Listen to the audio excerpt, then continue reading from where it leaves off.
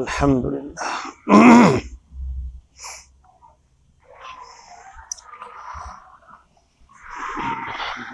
अऊज़ु बिल्लाहि मिनश शैतानिर रजीम। बिस्मिल्लाहिर रहमानिर रहीम।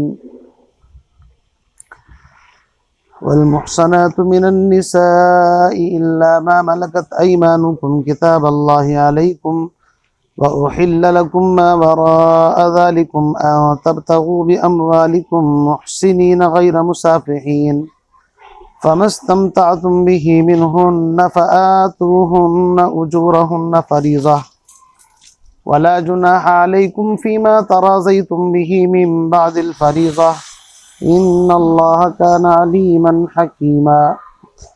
वमन लम यस्तति' मिनकुम तौलन अन यंकिहल मुहसनातिल मुअमिनाति फमिम्मा मलकत अयमानुकुम मिन फतयातिकुमुल मुअमिनात वल्लाहु अअलमु बिईमानिकुम बअदुकुम मिन बअद फन्किहुहुन्न बिइज़्नि अहलिहिन्न वआतूहुन्न बिलमारूफ मुहसनातिन गैर मुसाफिहातिन वला मुत्तखिज़ाति अख़दान फ़इज़ा उहसिन्न फ़इन अतैन बिफ़ाहिशतिन फ़अलैहिन्न निस्फ़ु मा अलल मुहसनाति मिनल अज़ाब ज़ालिका लिमन ख़शियल अनत मिनकुम व अन तस्बिरू खैरुल लकुम वल्लाहु गफ़ूरुर रहीम। सदक़ल्लाहुल अज़ीम।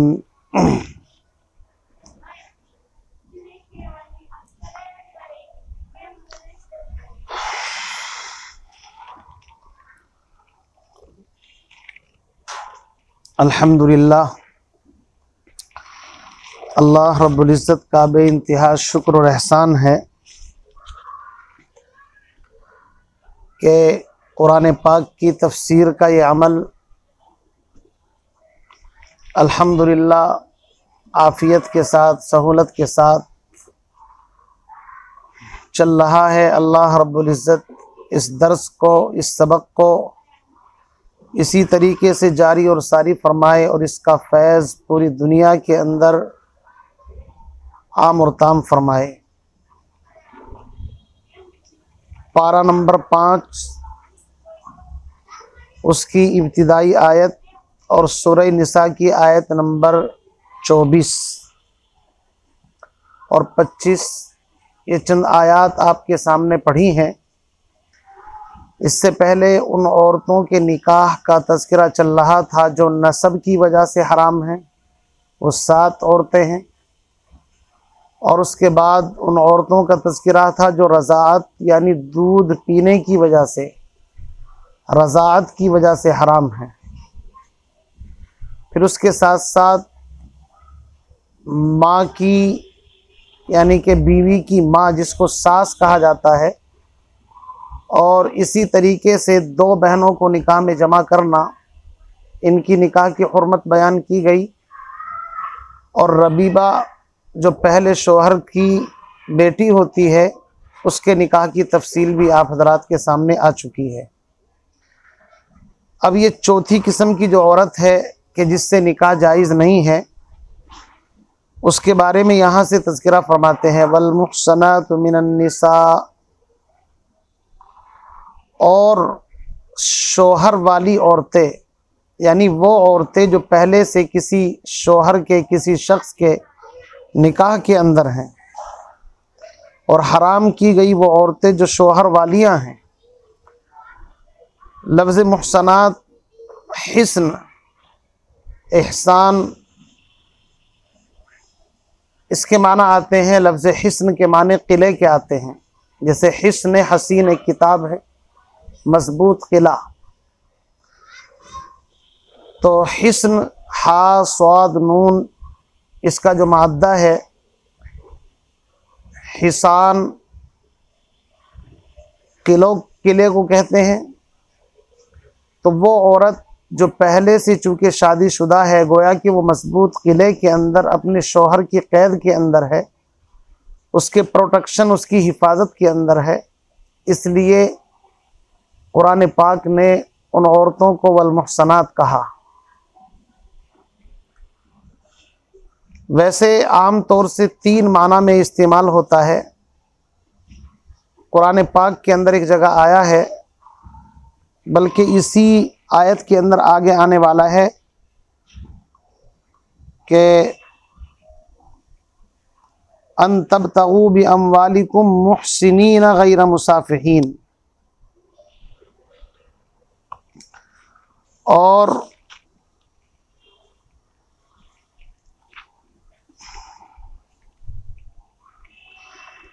तो लफ्ज़ एहसान, मुहसिन या मुहसनात 3 माना में इस्तेमाल हुआ है कुरान पाक के अंदर। एक तो शौहर वाली औरतों के भी मुहसनात कहते हैं, जैसे कि यहीं पर वल मुहसनात। दूसरे पाक दामन औरत, इफ़्फ़त, अफ़ीफ़ा, पाक दामन, मुहसिनीन, गैर मुसाफिहीन। इसी तरीके से एक तीसरा माना आता है आज़ाद, जो ग़ुलाम के मुकाबले में। इन्नल्लज़ीना यरमूनल मुहसनातिल गाफिलातिल मुमिनात। तो कुरान पाक ने, अल्लाह रब्बुल इज़्ज़त ने चौथी किस्म की औरतें वो बताई, वल मुहसनातु मिनन निसा, वो औरतें जो खाविंद वाली हैं, शौहर वाली औरतें हैं। तो जब तक वो किसी के निकाह के अंदर हैं, जाहिर बात है कोई दूसरा मर्द उनसे निकाह नहीं कर सकता, इल्ला ये कि वो उनको तलाक दे दें, फिर इद्दत के बाद शादी कर सकती हैं, या जिन शौहरों के निकाह के अंदर हैं उनका इंतकाल हो जाए तो उसके बाद फिर वो किसी दूसरे खाविन, दूसरे शौहर से निकाह कर सकती हैं। तो फरमाया वल मुहसनातु मिनन निसा। लफ्ज़ मुहसनात इस्तेमाल करके कुरान पाक ने इस तरफ इशारा कर दिया कि निकाह का जो मकसूद है वो प्रोटेक्शन यानी हिफाजत में ले लेना। उनकी हर चीज़ की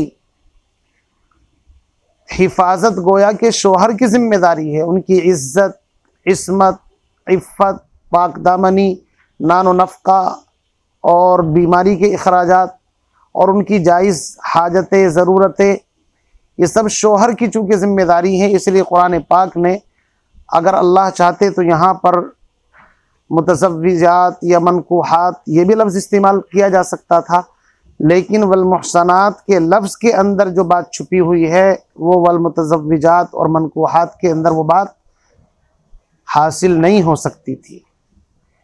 इसलिए कुरान पाक बड़ी बलीग़ ज़बान है। कुरान अरबी ज़बान के अंदर नाजिल हुआ और अरबी ज़बान मालदार ज़बान, जन्नत की ज़बान। इसकी ज़कात अगर निकाल करके दीगर ज़बान को दे दी जाए तो वो भी साहिब निसाब हो जाए, इतनी बेहतरीन ज़बान है। तो फरमाया चौथी किस्म इसका अत्फ़ जो है हुर्रिमत अलैकुम के ऊपर है कि हराम की गई तुम पर कौन, वल मुहसनातु मिनन निसा, वो औरतें जो शौहरों वालियाँ हैं, खाविंद वाली, यानी जो पहले से किसी निकाह के अंदर मौजूद हैं, जब तक उनका इंतकाल या वो तलाक ना दे दें तो ऐसी औरतों से भी निकाह और शादी हराम है। लेकिन आगे इस्तिस्ना किया, इल्ला मा मलकत ऐमानुकुम, मगर वो जो तुम्हारी ममलूक हों, यानी शादीशुदा औरतें दारुल हर्ब से दारुल इस्लाम के अंदर आई और बाकायदा दारुल हर्ब में उनके शौहर मौजूद हैं, लेकिन जो उस ज़माने के अंदर जंग वगैरह होती थी तो उस एतबार से इधर से उधर से जो भी ग़ुलामबादी बना ली जाते थे उनका मसला चल रहा है। मकसद ये नहीं है कि कुरान को इसकी हौसला अफजाई कर रहा है, बल्कि ग़ुलामों का, बांदियों का मसला तो इस्लाम से पहले का मसला है। उस ज़माने में जंग होती थी, आज तो इंटरनेशनल मुआहिदा है कि कोई किसी को ग़ुलाम और बांदी नहीं बना सकता। और जो घरों के अंदर नौकर नौकरानियाँ हैं ये ग़ुलाम बांदी नहीं हैं, इनके हुकूक तो आज़ादों की तरह हैं। तो फरमाया कि अगर जंग वगैरह के अंदर वो औरतें जिनको कैदी बना लिया जाए, अगरचे उनके खाविन दारुल हर्ब के अंदर मौजूद हों, ये औरतें जो हैं ये तुम्हारे लिए हलाल हैं, लेकिन इसकी भी कुछ शराइत हैं कि जो औरतें दारुल हरब से मैदान के अंदर गुलाम बांदियों की शक्ल में जो औरतें तुम्हारे हाथ में आए तो अमीरुल मोमिनीन जो है उनको माल गनीमत के तौर पर तकसीम करे। फिर तकसीम करने के बाद जिसकी मिल्कियत के अंदर वो जाएं तो वो उनका आका है, उसकी ज़िम्मेदारी है कि वो इनसे इस्तिबराए रहम यानी एक हैज़ कम अज़ कम इंतज़ार करे। चूँकि अगर वो हामिला हैं तो वज़े हमल तक इंतज़ार करना है। ये इस्लाम का वो पाकीज़ा मज़हब मतलब तक़द्दुस है कि इस्लाम ये नहीं चाहता कि बच्चे का जो हसब नसब है उसके ऊपर फ़र्क पड़े कि वो पहले खाविन से है या इससे है, तो इस एतबार से इस्तिबराए रहम हो जाए। इसी तरीके से जब तक उनकी तकसीम ना हो, अमीरुल मोमिनीन उनको तकसीम ना कर दे, अपनी मर्ज़ी से कोई उनको इस्तेमाल नहीं कर सकता। इसी तरीके से अगर आका अपनी मर्ज़ी से किसी से उसकी शादी करा दे तो मखसूस खिदमत के अलावा, चूँकि वो तो उसके शोहर के लिए है, बाकी खिदमत उससे जायज़ है, ले सकता है। तो बहरहाल फरमाया इल्ला मा मलकत अयमानुकुम, मगर हाँ वो औरतें जो तुम्हारी मिल्क में आ जाएं यानी कि बतौर मिल्कियत के तुम्हारी ममलूक बन जाएं। किताब अल्लाह अलैकुम, अल्लाह ताला ने इन अहकाम को तुम पर फ़र्ज़ कर दिया है। किताब अल्लाह ए फ़र्ज़ अल्लाह, यानी अल्लाह ने ये चीज़ तुम पर फ़र्ज़ कर दी है। फ़र्ज़ करने का मतलब ये है कि ये इस्लाम की पाकीज़ा तालीम है, इस्लाम का तक़द्दुस है कि अल्लाह ने इतनी आसानी तुम्हें दे दी। किताब अल्लाह अलैकुम फरमाते हैं व उहिल्ल लकुम मा वराअ ज़ालिकुम, और हलाल कर दी गई तुम्हारे लिए इन औरतों के सिवा और सब, यानी इससे पहले जो हुर्रिमत से जो औरतें बयान की गई हैं, माँ, बहन, बेटी, फूफी, भतीजी, भांजी, सास, दो बहनें, रज़ाई रिश्तों से और निकाह वाली औरतें, इनके अलावा अल्लाह रब्बुल इज़्ज़त फरमाते हैं कि अब तुम्हारे लिए जैसे चचा ज़ाद है, फूफी ज़ाद है, खाला ज़ाद है, मामू ज़ाद है, ये इसी तरीके से और दीगर औरतें जिनकी लिस्ट, यानी हराम को बयान करने के बाद हलाल की कोई लिस्ट बयान नहीं की, बल्कि उनको उमूमी हालत के ऊपर छोड़ दिया कि हुर्मत के लिए बस ये, इसके अलावा जो है वो तुम्हारे लिए हलाल। व उहिल्ल लकुम मा वराअ ज़ालिकुम, हलाल कर दी गई तुम्हारे लिए इसके अलावा सब औरतें, लेकिन उसके लिए शर्त है अन तबतगू बि अम्वालिकुम, सबसे पहली शर्त यह है कि तुम उनको तलब करो माल के ज़रिए से। पहली शर्त तलब लिसानी यानी ईजाब और कबूल, और ईजाब कबूल के बाद दूसरी चीज़ है बि अम्वालिकुम, महर, माल। और माल किसको कहते हैं? इमाम आज़म अबू हनीफ़ा रहमतुल्लाह अलैह फरमाते हैं कि 10 दिरहम से कम कोई महर नहीं है। ला महरा लि अक़ल्ल मिन अशरति दराहिमा, 10 दिरहम से कम महर नहीं। जबकि इमाम शाफ़ई रहमतुल्लाह अलैह फरमाते हैं कि अगर लोहे की अंगूठी या जिस चीज़ को भी वो महर बना ले, वो उस हदीस से इस्तिदलाल पकड़ते हैं कि जिसके अंदर बाकायदा ये आया है कि अगरचे लोहे की अंगूठी ही क्यों ना हो, या जिस चीज़ के ऊपर दोनों ज़ौजैन रज़ामंद हो जाएं, जैसा कि अहादीस में बाज़ सहाबा ने मसला पूछा तो आपने फरमाया क्या तुमसे सूरह इखलास नहीं आती, सूरह ज़िलज़ाल नहीं आती, ये इतने कुरान के बराबर है, इसको महर बना लीजिए। इमाम आज़म अबू हनीफ़ा रहमतुल्लाह अलैह फरमाते हैं कि माल का मतलब होता है जिसकी तरफ तबीयत माइल हो, तो वो 1 आध रुपया या 10-20 रुपये की तरफ क्या तबीयत माइल होगी, कम अज़ कम वो माल कहलाने की तो लायक हो। और वो इस्तिदलाल करते हैं कि चोर के जो हाथ काटे जाते हैं वो कम से कम अगर उसने 10 दिरहम की मिल्कियत की कोई चीज़ चुराई हो और सबूत मिल जाए तो उसके हाथ काटे जाते हैं। तो इमाम आज़म अबू हनीफ़ा रहमतुल्लाह अलैह इस्तिदलाल फरमाते हैं कि हाथ एक उज़ू है, उस उज़ू को काटने की जो एक मिक़दार आई है हदीस के अंदर वो 10 दिरहम है। तो ऐसे ही औरत की जो मिल्के बुज़ा है वो भी एक उज़ू है। उस उज़ू से नफ़ा हासिल करना, उससे लुत्फ़ अंदोज़ होना, और उसको चूँकि हलाल कर दिया गया है तुम्हारे लिए, तो इसलिए कम अज़ कम इतनी मिक़दार तो होनी चाहिए। उससे कम इमाम आज़म अबू हनीफ़ा रहमतुल्लाह अलैह फरमाते हैं कि जायज़ नहीं है। 10 दिरहम यानी 1 दीनार, दीनार वही सोने का सिक्का, तो 10 दिरहम से कम कोई महर नहीं। इसलिए कि कुरान ने पहली शर्त लगाई अन तब तगु, कि तुम उनको तलाश करो, यानी ईजाब कबूल पाया जाए। और दूसरी चीज़ फरमाया बि अम्वालिकुम माल, तो इससे ये भी मसला निकल कर के आ गया कि शरीयत में जो चीज़ माल नहीं है, जैसे खिंजीर है, शराब है, तो जिन चीज़ों को शरीयत ने माल ही करार नहीं दिया, अगर इनके इवज़ कोई निकाह करेगा तो शरीयत में वो काबिल कबूल नहीं है। बल्कि बग़ैर महर के निकाह होता ही नहीं। अगर महर का तज़किरा ना करें तो महर मिस्ल, औरत के जो ख़ानदान की लड़कियां हैं, उसकी बहनें, फूफियाँ, इतना महर खुद ब खुद वाजिब हो जाता है। और ज़्यादा के बारे में तो मैं आपको अर्ज़ कर चुका हूँ कि हज़रत उमर रज़ी अल्लाह ताला अन्हु ने अपने दौर खिलाफत के अंदर ये ऐलान किया था कि महर के सिलसिले में गुलू मत करो। तो एक औरत कोने से खड़ी हुई और कहा कि उमर, तुम कहते हो कि महर ज़्यादा ना करो, जबकि कुरान में तो आया है कि वह आते तुम हिदाहुन्ना किंतारा। तो हज़रत उमर ने कहा कि हर मुसलमान उमर से ज़्यादा जानता है, हत्ता कि एक बूढ़ी औरत भी।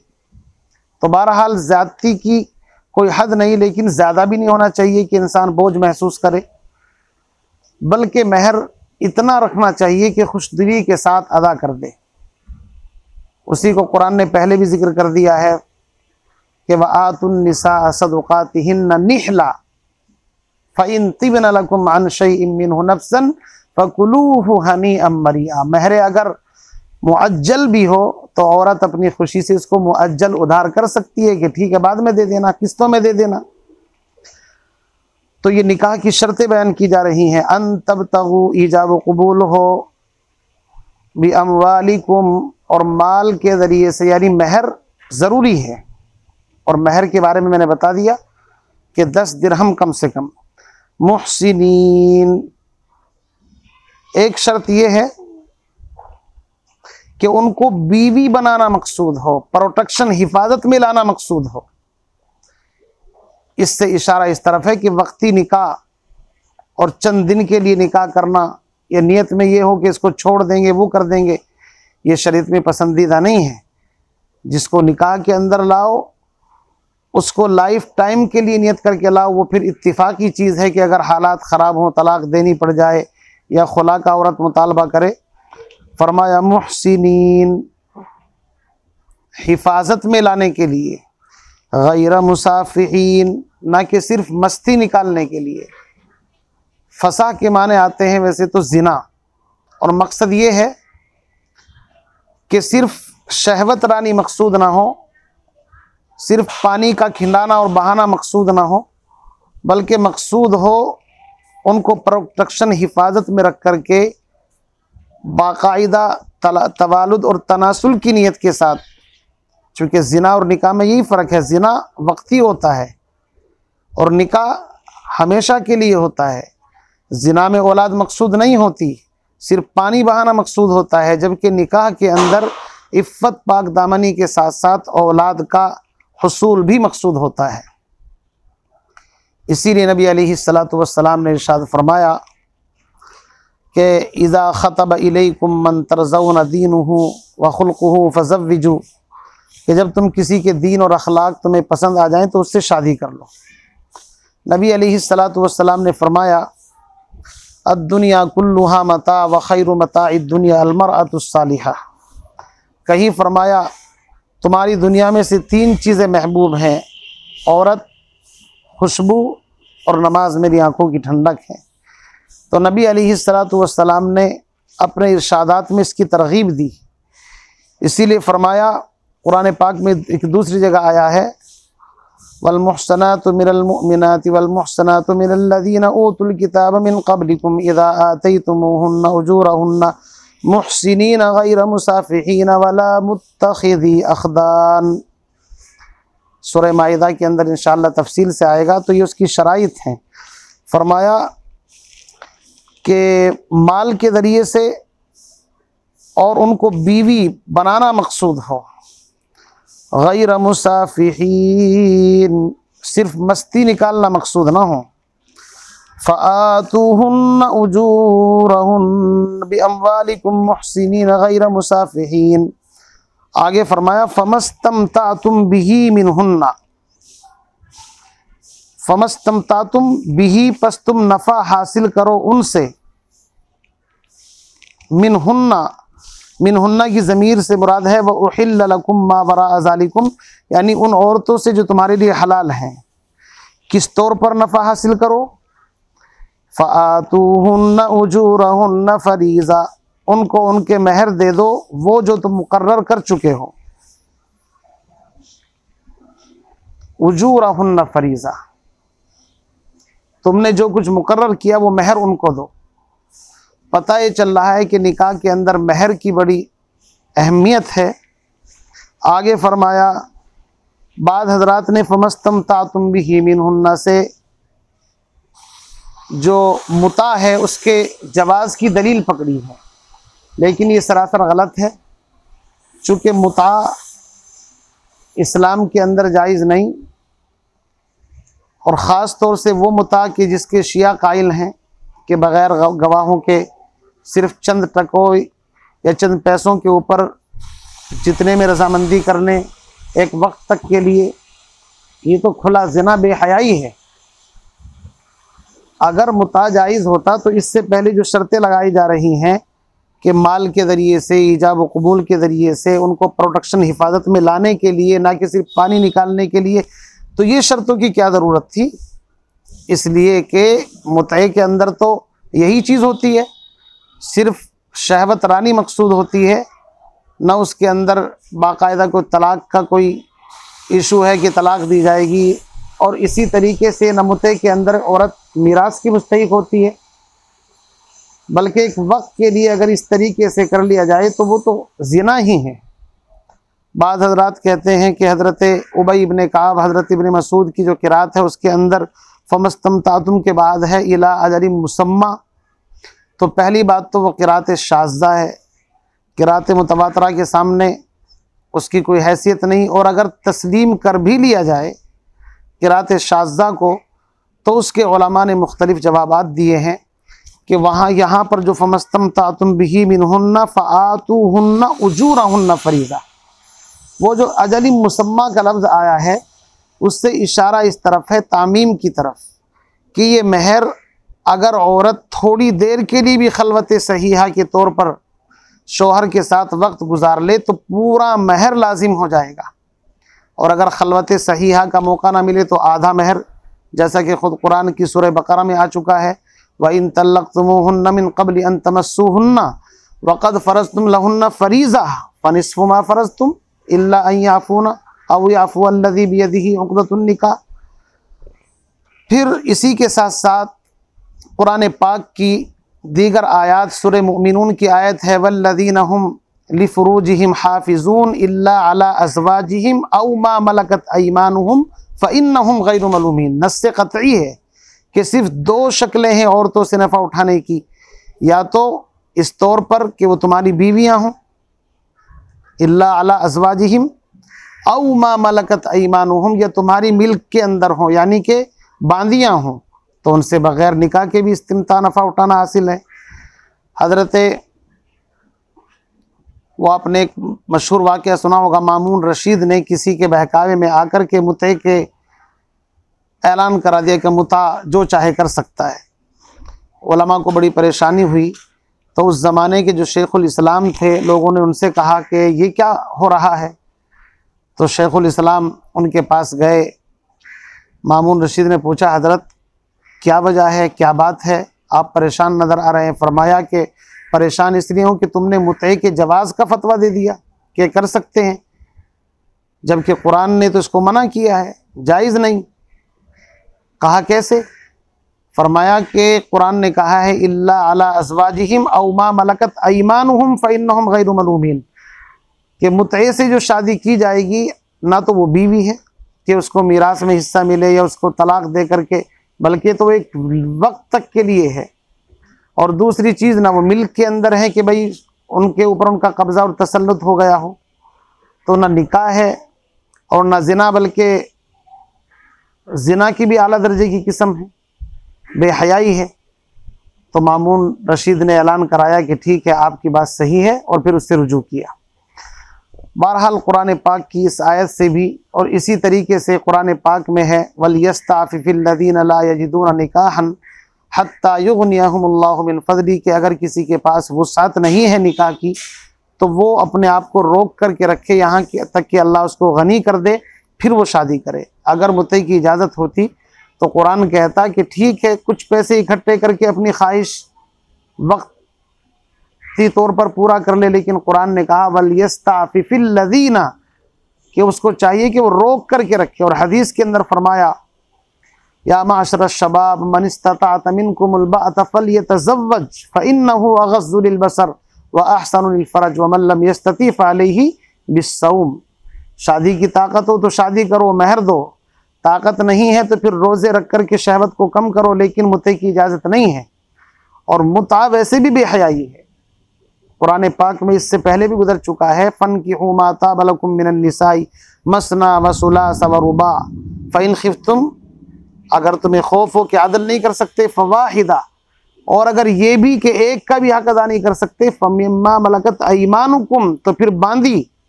लेकिन अगर बांदियों के बाद कोई दर्जा होता तो कुरान इजाज़त देता कि मुते की इजाज़त है कि मुता कर लो।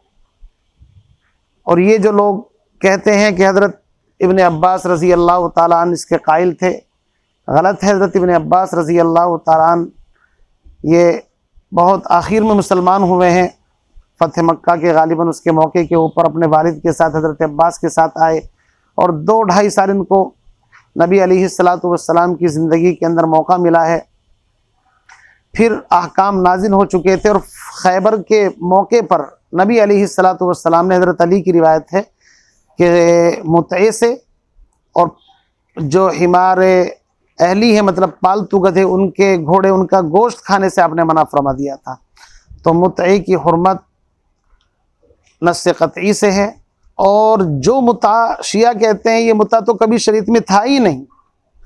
मुतई की वो शक्ल कि जिसको निकाह मुअक्कत आप कह सकते हैं, एक वक्त तक के लिए बाकायदा वली की इजाज़त से, गवाहों के साथ और महर के साथ एक वक्त तक के लिए उसकी चंद मरतबा इजाज़त दी गई है। तो मुतए आजकल का जो मुता है ये और निकाह मुअक्कत में तो ज़मीन आसमान का फ़र्क है। फिर वैसे भी मुता बेहयाई है। मजलिस निकाह के अंदर तो लोग मुबारकबाद देते हैं निकाह के ऊपर, लेकिन आपने कभी नहीं देखा होगा कि मुतए के ऊपर कि भाई आपकी बेटी ने, बहन ने कितनी मरतबा मुता किया, कोई मुबारकबाद देता हो। बल्कि एक शरीफ और बाहया आदमी तो इसको सुनना भी गवारा नहीं करता। बहरहाल फ़मस्तमतातुम से जो बाद हजरात ने, जो शिया वगैरह हैं, उन्होंने इससे इस्तिदलाल की कोशिश की है, ये इस्तिदलाल सही नहीं है। बल्कि यहाँ इस्तिमता से मुराद वही है कि जो औरतें तुम्हारे लिए हलाल हैं, जब तुम उनसे नफ़ा हासिल करो तो वही महर हो बाकायदा। फ़मस्तमतातुम बिही मिनहुन्ना फ़आतूहुन्ना उजूरहुन्ना फ़रीज़ा, तो उनको उनके महर दे दो, वो फ़रीज़ा जो मुकर्रर किए गए हैं। वला जुनाहा अलैकुम फ़ीमा तराज़यतुम बिही मिन बादिल फ़रीज़ा, और तुम पर इस सिलसिले में कोई हरज नहीं, कोई गुनाह नहीं। वला जुनाहा अलैकुम फ़ीमा तराज़यतुम बिही मिन बादिल फ़रीज़ा,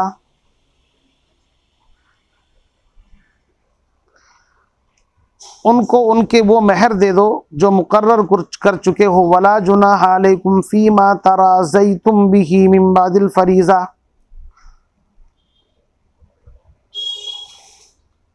उनको उनके महर दो जो कुछ मुकर्रर कर चुके हैं, और मुकर्रर हुए बाद भी जिस पर तुम बाहम रजामंद हो जाओ, इसमें तुम पर कोई गुनाह नहीं, यानी कोई हरज नहीं तुम पर। फ़ीमा उस चीज़ में, तराज़ई तुम जिस पर तुम बाहम रजामंद हो जाओ। क्या मतलब? मतलब ये है कि निकाह के वक्त जो महर तुमने मुकर्रर किया है, अगर उसके जो कुछ मुकर्रर किया है उसके मुकर्रर करने के बाद अगर तुम उसमें कुछ इजाफा या कमी बेशी करना चाहो तो इसकी इजाज़त है। मसलन औरत अपनी मर्ज़ी से ये कहे कि भाई आप तो आलिम हैं, मौलाना हैं, मुफ्ती साहब हैं, आपकी तनख्वाह भी कम है और आप कहाँ से इतने बहस देंगे, इसलिए मैं उसमें से डिस्काउंट आपको देती हूँ 50% या 25% या 30%। मसलन 1 लाख महर मुकर्रर हुआ, वो कहे 50% डिस्काउंट, 50 मैंने माफ़ कर दिया, 50 दे देना, तो इसमें कोई हर्ज नहीं। इसी तरीके से अगर महर मुकर्रर किया मसलन 1 लाख रुपए और जब वो घर के अंदर आई तो शौहर की हैसियत है, शौहर ने देखा 1 लाख तो कम है भाई, इसके तो 2 लाख होने चाहिए, ये तो स्मार्ट है, खूबसूरत है, माशाल्लाह बाशरा है और ज़हीन है और शौहर की खिदमत गुजार है, तो आपने 1 लाख में और मज़ीद इजाफा कर दिया 1 लाख या और ज़्यादा, तो इसमें कोई हर्ज नहीं है। इन्नल्लाह काना अलीमन हकीमा, बेशक अल्लाह ताला जानने वाला है और हिकमत वाला है। आगे फरमाते हैं वमन लम यस्तति मिनकुम तौलन अन यनकिहल मुहसनातिल मुमिनात, और जो शख्स तुम में से इस बात की कुदरत और गुंजाइश न रखता हो कि आज़ाद मुसलमान औरतों से निकाह करे, चूँकि आज़ाद मुसलमान औरत का महर भी है, उसके खर्चे भी हैं और बेचारा इसकी ताकत नहीं रखता। वमन लम यस्तति मिनकुम तौलन अन यनकिहल मुहसनातिल मुमिनात, मोहसिना पाक दामन आज़ाद ईमान वाली औरत, उससे शादी करने की ताकत नहीं, इतना खर्चा नहीं उसके पास। फ़मिम्मा मलकत अयमानुकुम मिन फ़तयातिकुमुल मुमिनात, तो वो अपने आपस की मुसलमान लोंडियों से जो कि तुम लोगों की ममलूका है निकाह कर ले।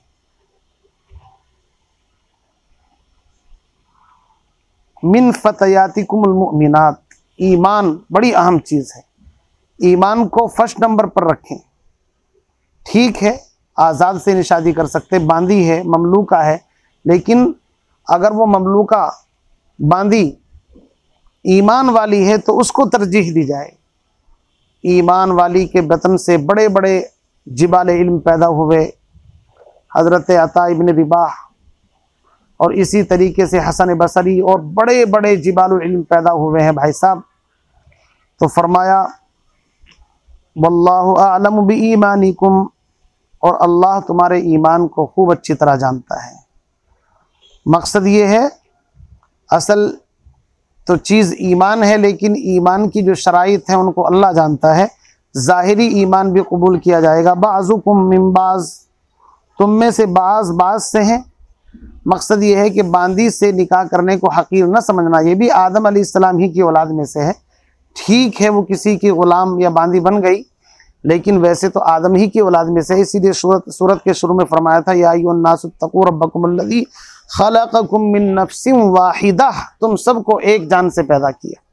तो इस ज़मीन इस दुनिया के अंदर आकर के ग़ुलाम बांदी बन गए, लेकिन आसमान से तो ग़ुलाम बांदी बन के नहीं आए। बाज़ुकुम मिन बाज़ फ़न्किहूहुन्ना बिइज़्नि अहलिहिन्ना, तुम उनसे निकाह करो उनके अहल उनके शोहरों की इजाज़त से। व आतूहुन्ना उजूरहुन्ना बिल मारूफ़, और उनको उनके महर दे दो दस्तूर के मुताबिक। फरमाया मुहसनातिन गैर मुसाफिहातिन, शर्त यही है कि उनको प्रोटेक्शन हिफाजत में लाने के लिए गैर मुसाफिहातिन वला मुत्तखिदाति अखदान, ना तो वो अलानिया बदकारी करने वाली हों और न खुफिया आशनाई करने वाली हों। अलानिया बदकारी का मतलब ये है कि ज़िना आम है, किसी को मना ही नहीं, और मुत्तखिदाति अखदान का मतलब ये है कि मखसूस आदमी से मखसूस तरीके से, जैसे कि आजकल पढ़े लिखे दौर के अंदर भी मखसूस तौर से इंसान जिसको दोस्ती कहता है, यारी कहता है या उसको फ्रेंडशिप कहते हैं, तो कुरान ने दोनों के ऊपर एक तरीके से पहरा बिठाया। और बांदियों से चूँकि ये चीज़ ज़्यादा मुतवक्के है, चूँकि वो बाहर आती जाती रहती हैं कि ज़िना का इर्तिकाब हो जाए या किसी से दोस्ती, तो ये शर्त इनके साथ ख़ास तौर से बढ़ाई कि जिनसे तुम शादी करो तो महर दे दो, और इनके महर जो होंगे वो उनके आका के होंगे और जो औलाद होगी वो भी आका की। और दूसरे ये कि उनको भी प्रोटेक्शन हिफाजत में रखने के लिए गैर मुसाफिहातिन, सिर्फ पानी बहाना मकसूद ना हो, वला मुत्तखिदाति अखदान, न तो अलानिया बदकारी करने वाली हो, न खुफिया तौर पर आशनाई करने वाली हो। फ़इन अतैन बिफ़ाहिशतिन, और अगर वो कोई बेहयाई का इर्तिकाब कर बैठे, जिना वगैरह का, तो इनकी सज़ा क्या है? फ़अलैहिन्ना निस्फ़ु मा अलल मुहसनाति मिनल अज़ाब, फिर अगर वो बेहयाई का काम करें तो इन पर उस सज़ा से निस्फ सज़ा होगी जो कि आज़ाद औरतों पर होती है। आज़ाद औरतें शादीशुदा हैं तो उनको रजम किया जाता है, लेकिन उनको रजम नहीं कर सकते, चूँकि रजम का कोई आधा है ही नहीं, इसलिए 50 कोड़े इनको लगेंगे, चाहे वो कुंवारी हो चाहे शादीशुदा हो। ज़ालिका लिमन खशियल अनत मिनकुम, फरमाया ये कि उस शख्स के लिए है जो तुम में से जिना का अंदेशा रखता हो। यानी कि बांदी, चूँकि बहरहाल उसकी जो औलाद होगी वो भी ग़ुलाम होंगे, इसलिए बेहतर ये है कि बांदियों से निकाह को सेकंड नंबर पर रखें, तरजीह आज़ाद को आज़ाद से ही देनी चाहिए। इसीलिए इमाम आज़म अबू हनीफा रहमतुल्लाह अलैह फरमाते हैं कि जो आज़ाद औरतों से शादी कर सकता है वो आज़ाद से करे, आज़ाद से करने की ताकत नहीं है तो बांदी से करना उसके लिए ठीक है, लेकिन मकरूह है। जबकि इमाम शाफ़ई फरमाते हैं कि अगर आज़ाद औरतों से शादी करने की ताकत हो तो बांदी से इजाज़त ही नहीं उनके यहाँ, चूँकि उनके यहाँ मफ़हूम मुखालिफ मोतबर है शवाफ़ी हज़रात के यहाँ, इसलिए वो इस शर्त से कि वमन लम यस्तति मिनकुम तौलन अन यनकिहल मुहसनातिल मुमिनात, इससे चीज़ पकड़ते हैं। इसी तरह मोमिना, ये भी कोई ज़रूरी नहीं, अगर वो किताबिया हो तो उससे भी निकाह जायज़ है। ये भी क़ैद एहतराज़ी नहीं बल्कि क़ैद इत्तिफ़ाक़ी है। आगे फरमाया व अन तस्बिरु खैरुल लकुम, लेकिन ए मर्दो अगर तुम सब्र करो तो ये तुम्हारे हक़ में ज़्यादा बेहतर है। वल्लाहु गफ़ूरुर रहीम, अल्लाह ताला बहुत ज़्यादा बख्शने वाला, बड़ा रहम करने वाला है। ख़ुलासे कलाम ये है अज़ीज़ बुज़ुर्गों भाइयों कि ये जो अहकाम हैं बड़े ही अहम, और निकाह के सिलसिले में जो मसाइल चल रहे हैं इंतहाई संजीदा हैं। गौर व फ़िक्र से इंशाअल्लाह इनके ऊपर अमल की कोशिश करें। अल्लाह ताला मुझे भी आपको भी अमल की तौफ़ीक नसीब फ़रमाए। ये वक्त चूँकि मगरिब का वक्त बिल्कुल करीब है, इसलिए हम अपने दर्स को यहीं पर मौकूफ़ करते हैं, और आपसे मुअद्दिबाना वही इल्तिमास है कि अगर आपको इन असबाक से फैज़ पहुँच रहा है, नफ़ा हो रहा है, तो आप इनको सदक़ा जारिया समझ करके आगे शेयर करें, पहुँचाने की कोशिश करें।